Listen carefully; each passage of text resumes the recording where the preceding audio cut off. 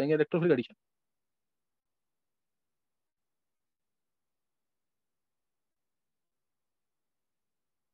सही ना, electrophilic addition. Electrophilic addition किसके ऊपर होगा? जो होगा न्यूक्लियोफाइल, क्लियर, जो न्यूक्लियोफाइल होगा उसके ऊपर इलेक्ट्रोफिलिक एडिशन होगा। इसलिए एल्कीन्स और एल्काइंस की ये टिपिकल रिएक्शन है। जल्दी से आंसर करेंगे क्योंकि मैक्सिमम मैंने पढ़ा दिया है इसका ना। इथीन और इथाइन जैसे, अब इथीन और इथाइन में से which will be more reactive? किसकी न्यूक्लियोफिलिसिटी ज्यादा है, कौन सा अच्छा न्यूक्लियोफाइल है इन दोनों में से? जल्दी से आंसर करेंगे इसका। ई प्लस जो है वो किस पे अटैक करेगा पहले? इलेक्ट्रोफाइल। ई प्लस या फिर न्यूट्रल भी हो सकता है, न्यूट्रल भी हो सकता है जैसे बी आर टी। इथीन। ये हाँ, इथीन पे। रीजन देंगे क्यों? आने रीजन दो इसका। सर इसमें लूजली बाउंड पाई इलेक्ट्रॉन्स है ना, इसलिए। हाँ जी, सही है, चलो। लूजली बाउंड पाई इलेक्ट्रॉन्स है और इसमें पाई इलेक्ट्रॉन्स क्या है? टाइटली बाउंड है। इसमें कार्बन एसपी हाइब्रिडाइज है, sp2 हाइब्रिडाइज। इसमें कार्बन sp हाइब्रिडाइज है। तो sp hybridize carbon more electronegative, sp hybridize carbon is more electronegative, so it can not lose its pi electrons readily. इसलिए इस पे ई प्लस आसानी से अटैक नहीं करेगा। ई प्लस आसानी से इथीन पे अटैक कर देगा, सही ना, इथीन पे अटैक कर देगा। जितनी ज्यादा न्यूक्लियोफिलिसिटी होगी, जितनी ज्यादा न्यूक्लियोफिलिसिटी होगी उतनी फास्ट रिएक्शन होगी, क्लियर है? जितनी ज्यादा न्यूक्लियोफिलिसिटी होगी उतनी फास्ट रिएक्शन होगी, यानी जितनी जल्दी ये पाई इलेक्ट्रॉन्स देगा, जितनी जल्दी ये पाई इलेक्ट्रॉन्स देगा उतनी फास्ट रिएक्शन होगी। जितनी जल्दी ये पाई इलेक्ट्रॉन्स देगा उतनी फास्ट रिएक्शन होगी। जैसे अब अगर मैं तुम्हें दे दूं, यहाँ पे ध्यान देंगे, मैंने तुम्हें दिया प्रोपीन, प्रोपीन दिया और इथीन दिया, प्रोपीन इथीन और से आइसोब्यूटाइलीन। ऑर्डर ऑफ एक्टिविटी क्या होगा इन तीनों का? 1 2 3 4, 1 2 3 4 भी ले लो इसको।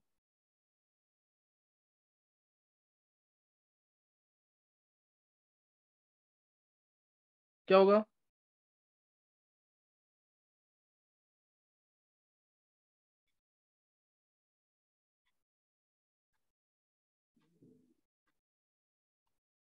सर यही ऑर्डर होगा सेम। सर 3 2 1 4। सबसे ज्यादा 3 3 का, फिर 2 फिर 1 हाँ 4। हाँ बिल्कुल सही है। 3 2 1 4, 3 2 1 4। 3 में इलेक्ट्रॉन डेंसिटी बहुत ज्यादा होगी। देखो ये भी इलेक्ट्रॉन डोनेट कर रहा है, ये भी डोनेट कर रहा है, दो साइड से। इसमें एक साइड से इलेक्ट्रॉन डोनेट कर रहा है। इसमें कोई डोनेटिंग ग्रुप नहीं है, लेकिन कार्बन sp2 हाइब्रिडाइज है। इसमें तो कार्बन है ही sp हाइब्रिडाइज। क्लियर हुआ कि नहीं? ये क्लियर हो गया कि नहीं? यस। तो ये ध्यान रखना इसके अंदर। नेक्स्ट, नेक्स्ट एक और ले लेते हैं। जैसे अब मैंने दिया है ये, तो ये न्यूक्लियोफिलिसिटी के ऊपर बेस्ड था क्वेश्चन, न्यूक्लियोफिलिसिटी के ऊपर। जितनी ज्यादा न्यूक्लियोफिलिसिटी होगी उतनी फास्ट रिएक्शन। नेक्स्ट दिया जैसे मैंने ये, इसमें ले लेते हैं, चलो CH3C, डबल बॉन्ड CH2, एक दो,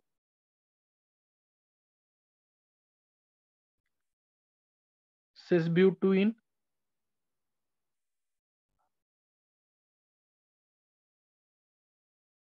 ट्रांसब्यूटुइन, और इसके अलावा ले लेते हैं, चलो एक ही ले लिया, ब्यूटा 1,3-डाइईन। एक काम करना, इन चारों को ना स्टेबिलिटी ऑर्डर में भी अरेंज करना, इन चारों को स्टेबिलिटी ऑर्डर में भी अरेंज करना, फिर रिएक्टिविटी ऑर्डर में। पहले कराया वो जल्दी देंगे आंसर। इन चारों को स्टेबिलिटी ऑर्डर में भी और एक्टिविटी ऑर्डर में भी।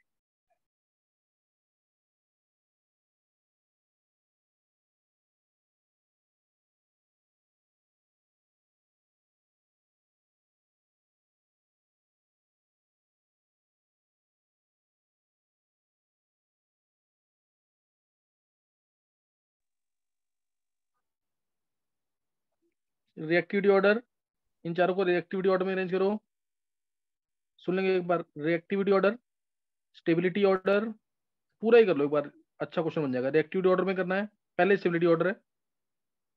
इन चारों एल्कीन्स को स्टेबिलिटी ऑर्डर में, सेकंड रिएक्टिविटी ऑर्डर में, थर्ड भी हीट ऑफ हाइड्रोजनेशन में, हीट ऑफ हाइड्रोजनेशन में, और एक और ले लो हीट ऑफ कम्बशन में भी, हीट ऑफ कम्बशन। देखो किसका सही होता है।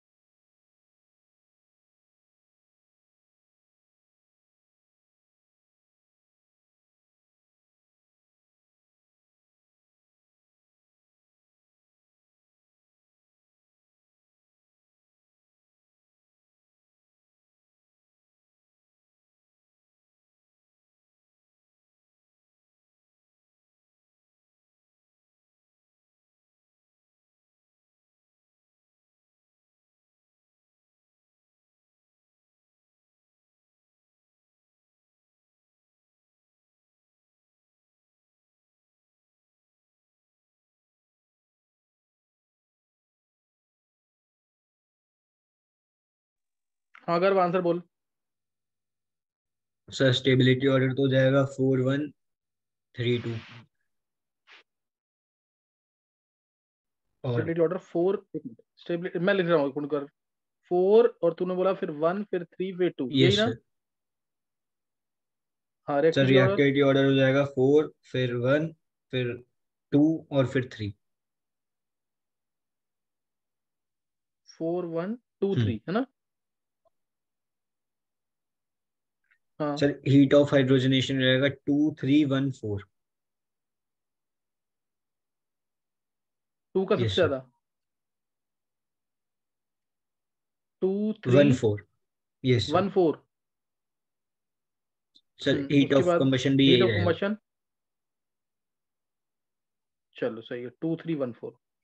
अब एक बार आंसर देखेंगे, किसी और को चेंज करना तो चेंज कर सकते हो, आंसर देखेंगे। देखो मैंने पहले बोला स्टेबिलिटी ऑर्डर, तो स्टेबिलिटी ऑर्डर तो इनका डिपेंड करता है। देखो एक डबल बॉन्ड है तो डिपेंड करेगा किस पे, क्या कहते हैं, हाइपर कंजुगेशन पे। तो अगर तुम हाइपर कंजुगेशन चेक करोगे, अच्छा क्वेश्चन है ये, हाइपर कंजुगेशन चेक करोगे तीनों में 6 6 है। 6 अल्फा हाइड्रोजन इसमें है, 6 इसमें है, 6 इसमें है, तीनों में 6 अल्फा हाइड्रोजन है। तो हम देखेंगे अब इसमें स्टेबिलिटी ऑर्डर क्या है, इसमें एक साइड से दोनों डोनेट कर रहे हैं मिथाइल ग्रुप्स, दोनों साइड अगर एक से ही डोनेट करेंगे तो तुम चेक कर सकते हो कि इस कार्बन पे जब नेगेटिव आएगा तो प्राइमरी कार्बन आयन बनेगा, इस पे जब पॉजिटिव आएगा तो टर्शियरी कार्बन आयन बनेगा।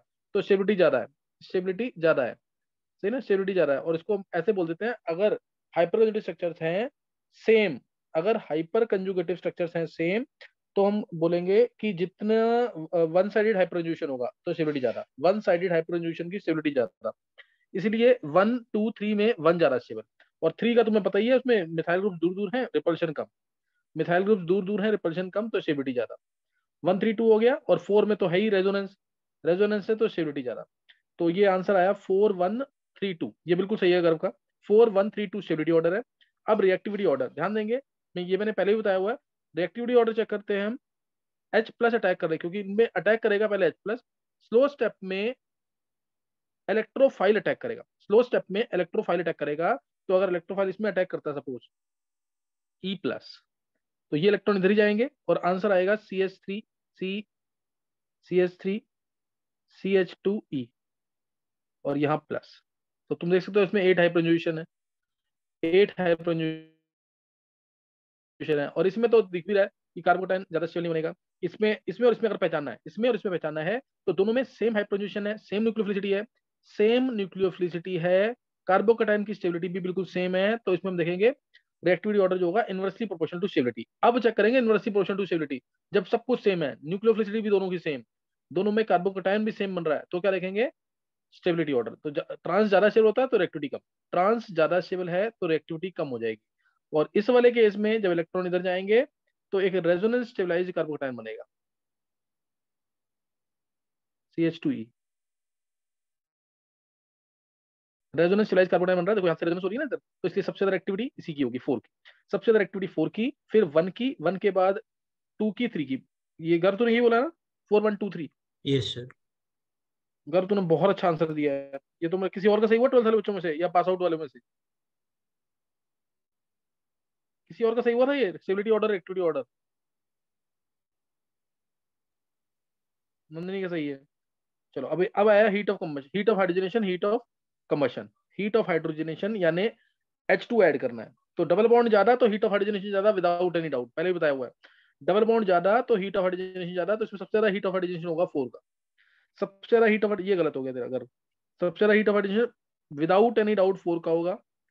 उसके बाद 4 के बाद 4 के बाद अब उसके बाद तुम्हें बताइए स्टेबिलिटी ऑर्डर चेक करेंगे, सबसे ज्यादा स्टेबल 1 है तो उसका हीट ऑफ हाइड्रोजनेशन सबसे कम, उसके बाद स्टेबल 3 है तो उसका भी कम, तो यानी 4 2 3 1 ये आंसर आ जाए। हीट ऑफ हाइड्रोजनेशन क्लियर हुआ कि नहीं ये? Yes sir. 4 का हीट ऑफ हाइड्रोजनेशन सबसे ज्यादा, क्योंकि दो डबल बॉन्ड है, दोनों में ही H2 ऐड हो जाएगा, 2 मोल H2 के ऐड होंगे, तो सिग्मा बॉन्ड ज्यादा बनेंगे, सिग्मा बॉन्ड ज्यादा बनेंगे तो हीट ऑफ हाइड्रोजनेशन ज्यादा होगा, हीट ऑफ हाइड्रोजनेशन ज्यादा हुआ। ये मत सोचना कि मैंने तुम्हें लिखवाया है कि stability is inversely proportional to heat of hydrogenation, वो तब होगा जब डबल बॉन्ड सेम है। इस केस में तो डबल बॉन्ड चेंज हो गए ना, तो stability is inversely proportional to heat of hydrogenation होता है जब डबल बॉन्ड सेम हो, तो इसलिए हीट ऑफ हाइड्रोजनेशन सबसे ज्यादा 4 का है। उसके बाद आ गया हीट ऑफ हाइड्रोजन बता दिया। अब heat of combustion, heat of combustion सबसे कम किसका होगा? हीट ऑफ कंबशन सबसे कम किसका होगा? 4 का। क्यों? क्योंकि इसमें तो हाइड्रोजन ही कम है, हाइड्रोजन कम है तो वाटर कम बनेंगे, वाटर कम बनेंगे तो हीट ऑफ हाइड्रोजन कम हो जाएगा। समझ गए कि नहीं है? Yes sir. तो ये ध्यान रखना है इसके अंदर। हीट ऑफ कंबशन जो है सबसे कम किसका होगा? हीट ऑफ कंबशन सबसे कम किसका होगा? 4 का। ये क्लियर है ना सबको? क्योंकि इसमें H कम है, H2 कम है तो हीट ऑफ कंबशन कम हो जाएगा। उसके बाद ज्यादा किसका होगा? हीट ऑफ कंबशन सबसे ज्यादा किसका होगा? जो कम स्टेबल है। कम स्टेबल कौन सा है? सिस। सिस के बाद ट्रांस, ट्रांस के बाद आइसोब्यूटाइलीन। यानी 2 3 1 4। क्लियर हुआ पूरा क्वेश्चन की नहीं है? इस क्वेश्चन को 5 बार करना कम से कम, जिसका गलत हुआ है, और सबका ही गलत हुआ है शायद ये। सिद्धि तुम्हारा सही है, गलत है पूरा? प्रियंका? ठीक है। सिद्धि का ठीक है, और किसी का ठीक हुआ है? सर बस वो ये एच ओ एक एच क्वेश्चन है, वाला पूरे गलत हो कंसेप्ट गया। लिख लेना सारे जो मैंने बोले हैं। हाँ, तेरा हीट ऑफ हाइड्रोजन का गलत है। एक एक कंसेप्ट, एक एक चीज ढंग से नोट कर लेना इसमें। ये मैंने पहले कराया हुआ heat of hydrogen, heat of combustion. ये भी मैंने यहाँ पे सिर्फ तुम्हें एक क्वेश्चन दे दिया जानबूझ के कि तुम्हें पिछला किया है कि नहीं ढंग से। तो ये कर लेना जरूर, heat of hydrogen heat of combustion के क्वेश्चन कराए हुए हैं पहले बहुत सारे, तो ये नोट कर लेना जरूर। नेक्स्ट नोट करना आगे। नेक्स्ट इसके अंदर मैंने तुम्हें बताया, और ध्यान रखना जो कार्बोटाइन बन रहा है, मोस्ट इंपॉर्टेंट लाइन बोल रहा हूँ मैं यहाँ पे, ये आरडीएस में बनता है। स्लो स्टेप में कार्बोटाइन बनता है, स्लो स्टेप में ये बनेगा कार्बोटाइन जो बनेगा स्लो स्टेप में। मैंने इसमें डाला H+ या E+, कोई भी। ये स्लो स्टेप होता है जब कार्बोटाइन बनता है। CH2 bond CH, CH+, CH3, ये स्लो स्टेप में है आरडीएस के अंदर। इसलिए जो रेट ऑफ रिएक्टिविटी होता है, जो रेट ऑफ रिएक्टिविटी होगा, ध्यान ध्यान देना, rate of reactivity of alkene, rate of reactivity of alkene is directly proportional to its nucleophilicity, या न्यूक्लियोफिलिक कैरेक्टर लिख देना सीधा, nucleophilic character directly proportional to stability of C+, stability of C+, directly proportional to stability of C+, inverse, ये सब check करने के बाद inversely proportional to stability of alkene.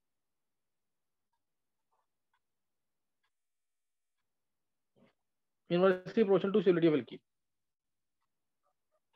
समझ गए कि नहीं? Inversely proportional to stability of alkene. तो ये क्या लिखा है, वो ये नंबर ऑफ कार्बन आइटम्स है पहले वाला? नहीं नहीं नहीं, पहले न्यूक्लियोफिलिसिटी, न्यूक्लियोफिलिसिटी या न्यूक्लियोफिलिक कैरेक्टर, समझ गया कि नहीं? Yes sir. पहले चेक करेंगे न्यूक्लियोफिलिक कैरेक्टर, फिर चेक करेंगे स्टेबिलिटी ऑफ कार्बोकेटाइन, और उसके बाद चेक करेंगे अगर सब कुछ सेम है, सब कुछ सेम है तो स्टेबिलिटी ऑफ एल्कीन के इनवर्सली प्रोपोर्शनल। क्लियर हुआ कि नहीं ये? Yes sir. तो ये ध्यान रखना। रिएक्टिविटी ऑर्डर मैंने करा दिया है, पहले भी कराया था, एक बार रिपीट कर दिया है यहाँ पे। नेक्स्ट अब नोट करेंगे आगे।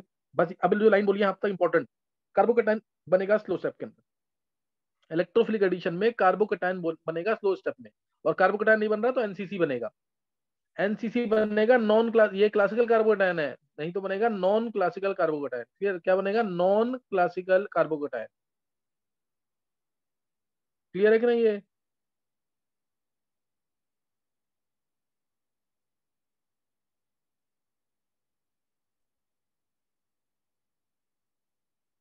क्लियर है कि नहीं?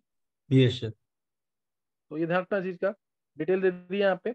अब नोट करेंगे इसमें, अब नोट करेंगे इसके अंदर, अब इस रिएक्शन के अंदर सबसे पहले पता होना चाहिए तुम्हें कि कौन सा इलेक्ट्रोफाइल अटैक करेगा तो क्या बनेगा, कौन सा इलेक्ट्रोफाइल अटैक करेगा तो क्या बनेगा, मैं वही बता रहा हूँ तुम्हें यहाँ पे। अब जैसे मैं एग्जांपल ले रहा हूँ यहाँ पे, इलेक्ट्रोफाइल कौन सा है, से इलेक्ट्रोफाइल लिया मैंने यहाँ, जो अटैक कर रहा है, इलेक्ट्रोफाइल जो अटैक करेगा वो क्या है? ये XY टाइप का होता है, ध्यान रखना, XY। यानी इसमें मान लेना Y की इलेक्ट्रॉनिक ज्यादा है, X+ है, Y- है। Y की इलेक्ट्रॉनिक ज्यादा है, X+ है, Y- है। और अटैक करने के बाद क्या होगा? इलेक्ट्रोफाइल कौन सा होगा? न्यूक्लियोफाइल कौन सा होगा? पहले इलेक्ट्रोफाइल अटैक करेगा, ये तुम्हें पता है। पहले इलेक्ट्रोफाइल ही अटैक करेगा, फिर न्यूक्लियोफाइल अटैक करेगा। ध्यान देना, इलेक्ट्रोफाइल जैसे मैं सबसे जो इंपॉर्टेंट HX लिया, X यहाँ पे ClBrI हो सकता है। इसमें इलेक्ट्रोफाइल HX को भी तुम बोल सकते हो, सही ना, HX को भी बोल सकते हो इलेक्ट्रोफाइल, और इसमें तुम H+ को भी इलेक्ट्रोफाइल बोल सकते हो, H+, और न्यूक्लियोफाइल होगा X-। क्लियर है कि नहीं है? सही ना, H+ और X-। दूसरा केस लिया, ध्यान देना, इस ये मैं केस जो ले रहा हूँ ना, इसमें ऐसे दिमाग में रख लेना, क्या इलेक्ट्रोफाइल के पास लोन पेयर है इसमें? क्या इलेक्ट्रोफाइल के पास लोन पेयर है? No sir. ये समझना, H+, D+, T+, ये आते हैं तो कभी लोन पेयर नहीं होगा। इसके अलावा कोई भी आएगा ना, सबके पास ज्यादातर लोन पेयर होगा। इसके अलावा कोई भी आएगा ना, सबके पास लोन पेयर होंगे, बस H+, D+, T+ के पास नहीं होगा। तो HX ले लिया पहले, यहाँ पे मैंने 3 ले लिया एक्चुअल में, HCl, HBr, HI, HCl, HBr, HI, और DCl ले लेंगे, DX ले लेंगे, तो D+ हो जाएगा। लिख देता हूं मैं आपको, D+, ये HX लिखा है, और DX, DCl, DBr, DI। Clear है कि नहीं? है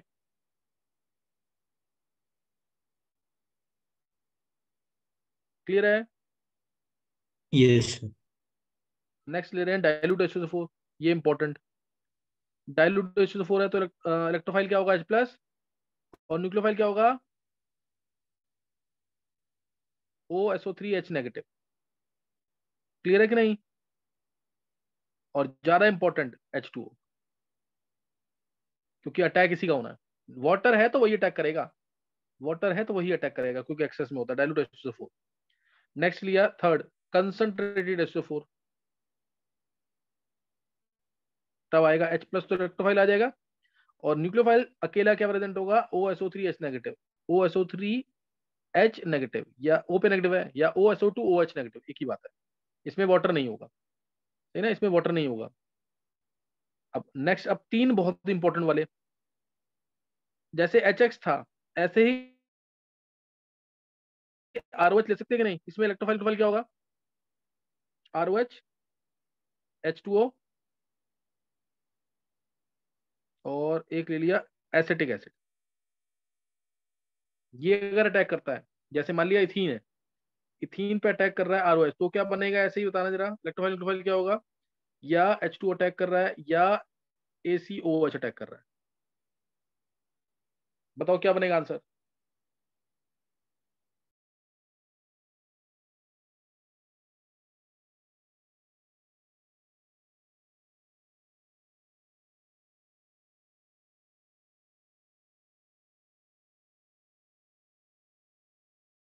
बोलो जल्दी। एस्टर में लेगा। नहीं, और कोई? सिद्धि तुम बोलो आंसर।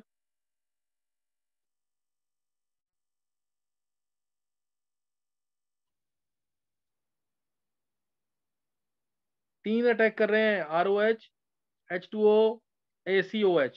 सर OH नेगेटिव तो न्यूक्लियोफाइल होगा। हाँ, OH नेगेटिव न्यूक्लियोफाइल रिएक्शन होगी तो क्या मिलेगा आंसर?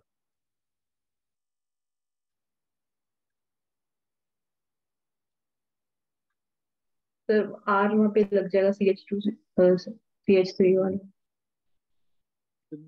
सिद्धि गलत कर रहे हो, बहुत इजी क्वेश्चन है ये तो। तीनों में नो रिएक्शन नहीं आएगा, तीनों न्यूक्लियोफाइल नहीं है ये, न्यूक्लियोफाइल पे अटैक करेगा। Yes sir.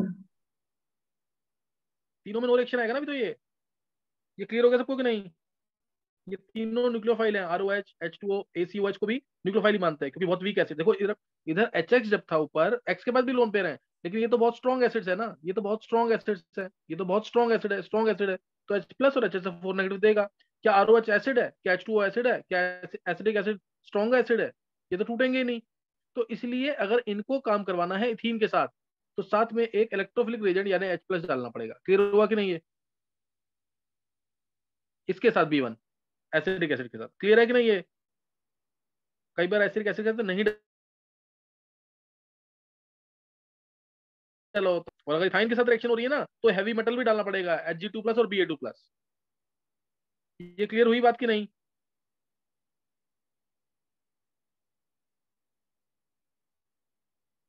नहीं समझ आया ये? गर्व, ये सर आ गया समझ। सर लेकिन इसमें मतलब ये ध्यान नहीं हो से सकता जैसे RO नेगेटिव और H+ बन जाए? टूटेगा ही नहीं जब वो, कैसे टूट जाए? ये टूटेगा क्या लग रहा है तेरे को? ROH जो है, क्या ये अच्छा एसिड है? ये तो बेस है ना, ये तो आरओ हाँ। बता, ये वाटर से भी वीकर एसिड होता है प्लस आई इफेक्ट की वजह से, नहीं याद आया? और H2O तो सर ठीक न्यूट्रल है। ठीक ठीक है, मैं सर कुछ और क्लियर है? सोचने लगा। हाँ, तो ये ध्यान रखना चीज का। तो इसलिए आर ओ एच के साथ H प्लस जरूर डालना है। कई बार ऐसे देते हैं क्वेश्चन, नो रिएक्शन क्या ना, तो आंसर यहाँ तो H plus electrophile, H plus electrophile, H plus electrophile, लेकिन nucleophile ROH, water, acetic acid. Clear है कि नहीं? ये सबको क्लियर हो गया कि नहीं?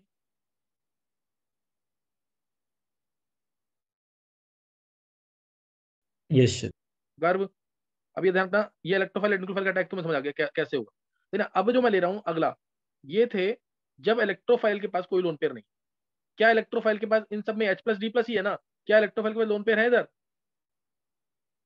क्या इलेक्ट्रोफाइल के पास लोन पेयर है? No sir. देखो अब जब लेंगे तो इलेक्ट्रोफाइल के पास लोन पेयर, जैसे 7, इलेक्ट्रोफाइल के पास लोन पेयर,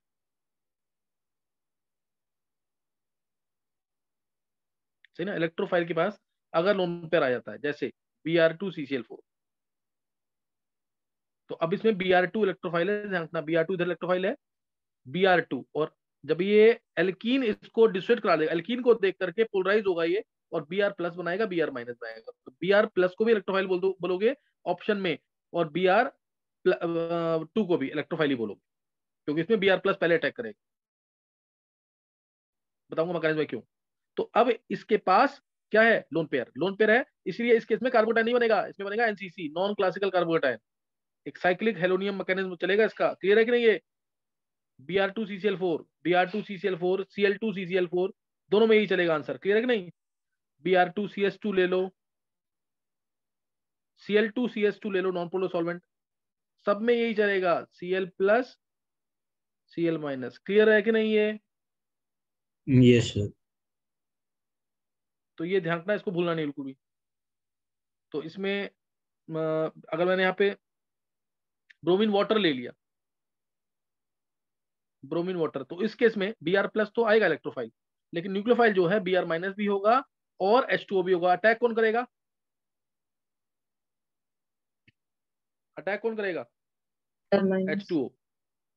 हाँ, Br माइनस नहीं, H2O, क्योंकि Br माइनस को सॉल्वेट कर देगा ना वाटर, तो चारों तरफ से घेर लेगा। नो डाउट Br माइनस अच्छा न्यूक्लियोफाइल है, लेकिन पानी इसको चारों तरफ से सॉल्वेट कर देगा कि नहीं? तो ये अटैक नहीं कर पाएगा। पानी हो एल्कोहल हो तो सॉल्वेट कर देता है ना इसको चारों तरफ से, और अटैक करेगा वाटर या एल्कोहल। समझ गए कि नहीं सिद्धि? सिद्धि क्लियर हो गया कि नहीं? Yes sir. हाँ, तो ये ध्यान रखना चीज का, Br2 ब्रोमीन वाटर है तो इस तरह से अटैक होगा। इवन अगर मैं Br2NaCl ले लूं, ये ले लिया मैंने सपोज Br2 ब्राइन सॉल्यूशन में, Br2 एक्वस NaCl ले लिया, तो इस केस में Br प्लस तो है ही इलेक्ट्रोफाइल, Na प्लस मत ले लेना इलेक्ट्रोफाइल। Na प्लस का तो ऑक्टेट कंप्लीट है ना, इसको तो बहुत ही वीक इलेक्ट्रोफाइल या ना के बराबर मानते हैं इलेक्ट्रोफाइल, इसको मत लेना इसलिए। और जो न्यूक्लियोफाइल है इधर, वो Br माइनस भी है, Cl माइनस भी है, और H2O भी है। Br माइनस भी है, Cl माइनस भी है, H2O भी है। अटैक कौन करेगा? अटैक कौन H2। करेगा? हाँ, H2 अटैक करेगा। सेकंड मेजर कौन सा मिलेगा? सेकंड मेजर, जैसे मान लो अगर इथीन था, यहाँ पे मैं भी रब कर दूंगा इसको, फिर भी आंसर बताना एक बार। इथीन था और इस पे इस रेजेंट ने अटैक कर दिया, इस वाले रेजेंट ने, तो फिर क्या होगा?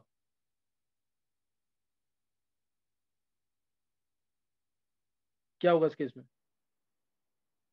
पहला मेजर तो आ गया, इलेक्ट्रॉन ये मिलेगा Br प्लस तो अटैक करेगा ही करेगा। माइनस वाले केस में, माइनस वाले केस में Cl भी आ सकता है, पानी का OH भी आ सकता है, और Br भी आ सकता है। Cl आगे मान लो, एक तो इलेक्ट्रोफाइल Br आना ही आना है। तीसरा CH2, ये आ गया Br, ये आ गया ऊपर Br, तीसरा भी। बताओ उसमें मेजर कौन सा? जल्दी से बताना आंसर।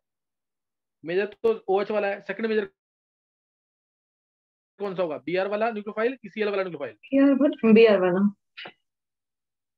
Br वाला। किसने दिया आंसर? सिद्धि। सिद्धि, Br वाला। चलो Br वाला होगा, Cl वाला क्यों नहीं सिद्धि? आंसर सही है तुम्हारा।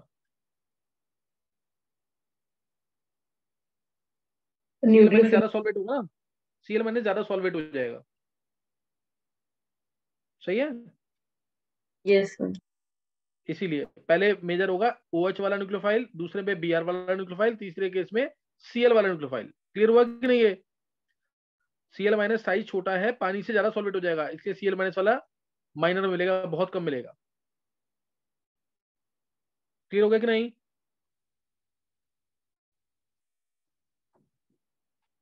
Yes sir. ये ध्यान रखना इस चीज का। नेक्स्ट आ जाएगा NOCl। NOCl आ जाए तो क्या होगा इलेक्ट्रोफाइल, क्या होगा न्यूक्लियोफाइल? NOCl बोलो। NO प्लस न्यूक्लियो इलेक्ट्रोफाइल और Cl माइनस हाँ NO प्लस। न्यूक्लियोफाइल। हाँ NOCl अगर आता है, जिसको टिल्डन रेजेंट भी कहते हैं, IIT में इसका क्वेश्चन आया हुआ है, Tilden Regent, TILDEN, Tilden Regent भी बोलते हैं इसको। इसमें NO प्लस होगा इलेक्ट्रोफाइल, Cl माइनस होगा nucleophile. NO plus electrophile, Cl minus nucleophile. NO plus को क्यों लिया इलेक्ट्रोफाइल, NO माइनस और Cl प्लस क्यों नहीं लिया? NO माइनस Cl प्लस,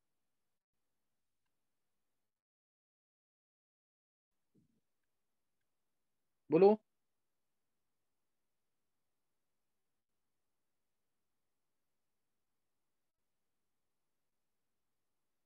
देखो NO प्लस जो है इसका बॉन्ड ऑर्डर 3 नहीं होगा, ट्रिपल बॉन्ड आएगा इसमें कि नहीं? बॉन्ड ऑर्डर निकाल लो उसका MOT से, इसका बॉन्ड ऑर्डर 3 आएगा, स्टेबल ज्यादा, इसीलिए। ठीक है, नेक्स्ट है अगर HOCl होता, HOCl यानी chlorine water, Cl2 in H2O, Cl2 in H2O, तो Cl प्लस होगा इलेक्ट्रोफाइल, OH माइनस होगा न्यूक्लियोफाइल। Cl2 H2O कह लो या HOCl करके बोलते हैं, HOCl। फिर इसके अलावा इंटर हेलोजन कंपाउंड ले लिया, अगर इंटर हेलोजन कंपाउंड जैसे ICl, IBr, BrCl, BrCl, तो ये इसमें निकाल लोगे ना कि कौन सा इलेक्ट्रोफाइल कौन सा न्यूक्लियोफाइल है? इंटर हेलोजन कंपाउंड में निकाल लोगे कि नहीं, कौन सा इलेक्ट्रोफाइल है कौन सा न्यूक्लियोफाइल है? बोला अनुराग, इसमें फर्स्ट में ICl में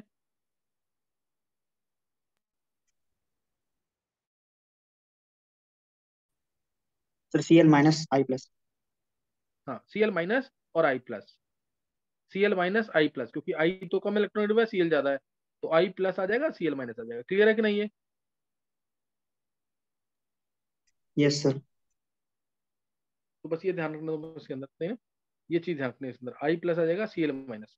क्या कुछ क्लियर हुआ कि नहीं? है इन सब की रिएक्शन तुम प्रोपीन के ऊपर कर सकते हो कि नहीं? इन सब की रिएक्शन इथीन और प्रोपीन के ऊपर, अनुराग, यस सर। हो जाएगी ना? इथीन के ऊपर प्रोपीन के ऊपर पहले इलेक्ट्रोफाइल अटैक करेगा, ये वाला पहले, ये वाले इलेक्ट्रोफाइल अटैक करेंगे,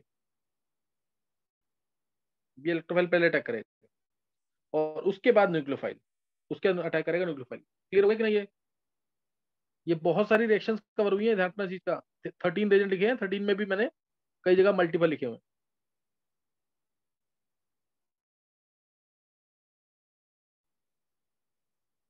सही ना? अब इसमें दो मैकेनिज्म कौन से? एक जिसमें क्लासिकल कार्बोडाइन बनता है और एक जिसमें नॉन क्लासिकल कार्बोडाइन बनता है ना? एक जिसमें क्लासिकल कार्बोडाइन बनता है, एक जिसमें नॉन क्लासिकल कार्बोडाइन बनता है। अब ये दो मैकेनिज्म बने तुम्हें, सही ना? दो मैकेनिज्म, तो दो मैकेनिज्म मैं लिखवा देता हूँ, क्वेश्चन तुम्हें कल कराऊंगा। दो मैकेनिज्म लिखने हैं, एक बार रिज्वाइन कर लेंगे। नोट कर लिया पूरा टेबल ये सबने? Yes sir. बहुत ढंग से करना इस टेबल को, खुद लिख के प्रैक्टिस कर लेना इस टेबल को, खुद लिख करके प्रैक्टिस कर लेना, इसको याद कर लेना टेबल को ढंग से। यहाँ जो रिजल्ट थे वो कौन से थे जिसमें इलेक्ट्रोफाइल के पास कोई लोन पेयर नहीं है? यहाँ जो रिजल्ट है इन सब में इलेक्ट्रोफाइल के पास क्या है? Lone pair. इन सब में लोन पेयर। तो इधर क्या बनेगा? NCC, नॉन क्लासिकल कार्बोटाइन, और इधर क्या बनेगा ऊपर? C plus, classical carbocation. Non classical carbocation जब भी बनेगा हमेशा एंटी एडिशन होता है। चलो एक बार रिजॉइन कर लेंगे एक बार।